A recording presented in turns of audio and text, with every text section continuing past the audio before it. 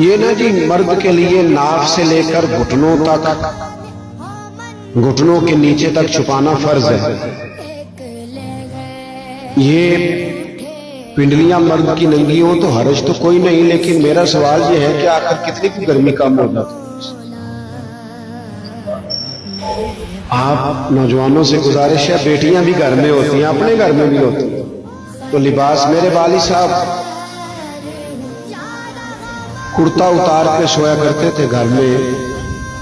वो कहते मैं पहले कुर्ता उतार के सोता था, फिर मेरी बेटियां बड़ी हो गई, फिर मैंने घर के अंदर भी कुर्ता उतारना छोड़ दिया। फरमाया करते थे मुझे अच्छा नहीं लगता, बच्चियां होती हैं घर में, बहुएं होती हैं, तो मैं खाली बनियान के साथ, मुझे ये बात ठीक, मेरी बात की समझ आ रही है आपको? कुछ चीजें ऐसी होती हैं जिनमें